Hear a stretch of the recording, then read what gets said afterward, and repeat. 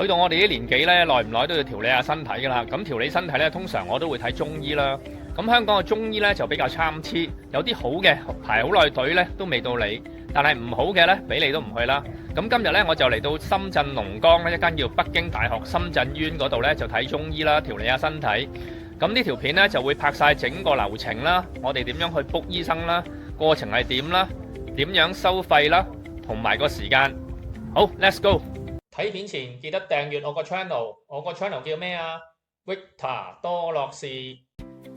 首先你就打開微信搜尋嗰度，然後打北京中醫藥大學深圳醫院。當你揾到之後呢，就撳入去個人中心，填寫個人資料。好啦，之後呢，你就可以去翻掛號嗰個位置啦。入到去你就會見到呢有幾間院俾你揀，你就可以揀翻本院。假設譬如我個胃有事，我就會揀翻內科啦，跟住揀胃食管問題。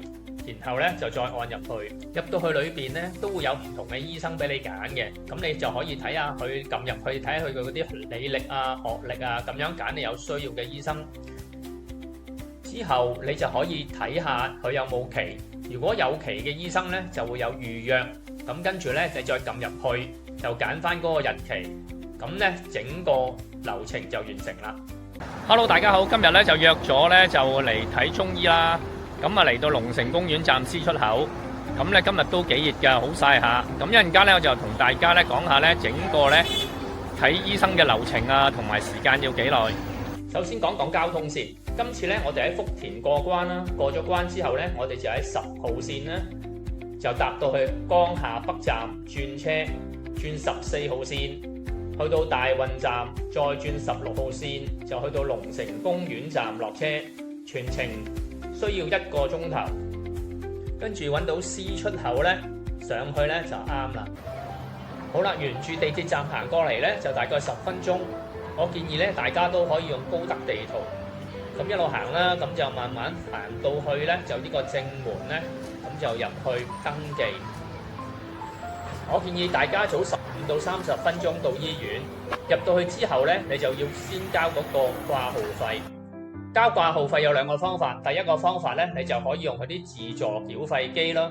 但係如果你話唔係好識用嘅咧，我就建議大家咧，不如用佢嗰個櫃台嘅收費，咁就比較簡單啲。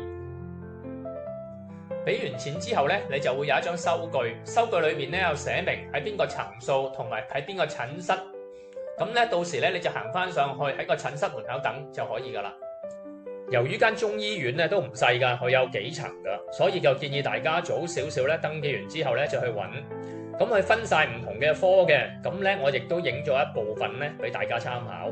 其實咧佢其實唔止咁少嘅，不過咧只係影一部分。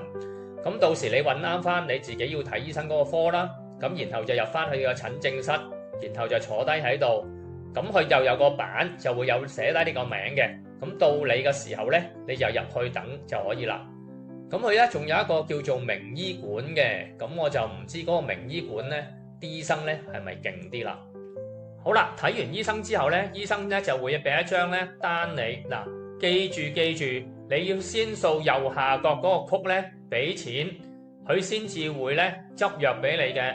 你就唔好諗住啊，佢會執藥俾你先，然後先至俾錢。我試過一次咧，就係喺度等咗好耐都冇叫我個名，原來就係未俾錢。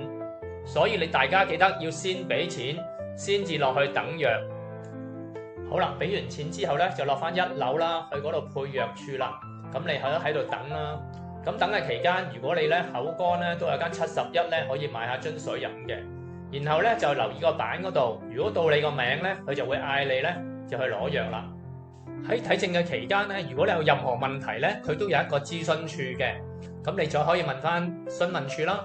又或者要 cam 醫保嘅，都可以問翻佢點樣去 cam 醫保。咁咧就醫生就俾咗5日藥我啦。咁每日咧就早晚1次。咁你會見得咧 pack 得好靚嘅。咁今次咧我就總共用咗300蚊人民幣去睇今次嘅醫生。咁今次睇醫生我用咗幾多時間呢？其實我就約咗11點，不過咧我就10點半就到咗啦。咁咧就11點前咧就有醫生睇。到我攞埋藥走嘅時候咧，都唔使11點半，即係全程時間咧1個鐘頭以內。實際上就應該係45分鐘，咁我覺得都應該嚟講算係非常之有效率。另外想同大家分享揀醫生小貼士，一般喺國內佢哋會分為主任醫師、副主任醫師同埋主治醫師。一般嚟講，主任醫師經驗會比較好，亦都好可能係嗰一科嘅主管。所以嚟講，我自己一般都會揀主任醫師。而掛號費用只不過可能相差20到30蚊，對香港人嚟講呢係比較輕微嘅。好啦，睇完醫生呢，冇理由咁就返香港㗎，咁我就搭返一個站呢，去返大運中心。大運中心咧，其實係我喺深圳一個好中意去一個商場，因為咧佢大部分嘅地方咧都係喺外邊嘅，就唔似得話好多商場都喺室內。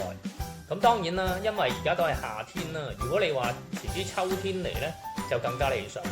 咁佢兩旁咧都會有好多個鋪頭啊。其實我第一次嚟大運中心咧，我感覺就去咗好似日本嘅Outlet。另外，大運中心咧亦都有一個體育館啦，咁好多咧名歌星咧都會喺度開演唱會嘅。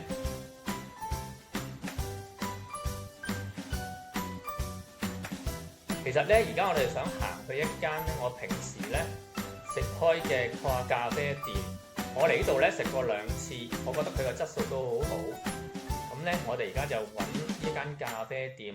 嗱，前邊呢間咧就係我講平時咧我嚟過1-2次嘅咖啡店，咁我覺得咧佢嗰啲食物質素啊，同埋咖啡咧都非常之好嘅。咁我哋咧一陣間就入去睇下間店裏邊嘅情況啦。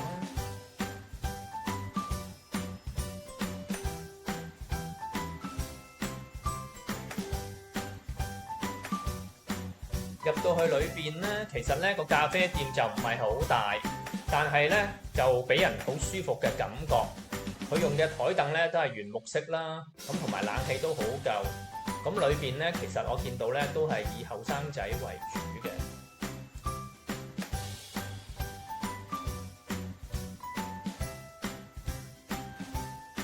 好啦，終於到咗一杯 Dirty Coffee， 我喺度好中意飲呢杯 Dirty Coffee， 我覺得好好味道。我就嗌咗一個咧雞沙律，其實我食過1次㗎啦，我覺得非常好食，同埋咧佢裏邊啲材料都好新鮮同埋好健康。咁咧佢嗰個醬汁咧就分開上嘅，亦都可以揀嘅，有唔同嘅醬汁可以揀。咁變咗咧，你中意落幾多就落幾多，就唔會話過淡或者過鹹咯。好啦，今日條片就拍到呢度啦，希望幫到大家，拜拜。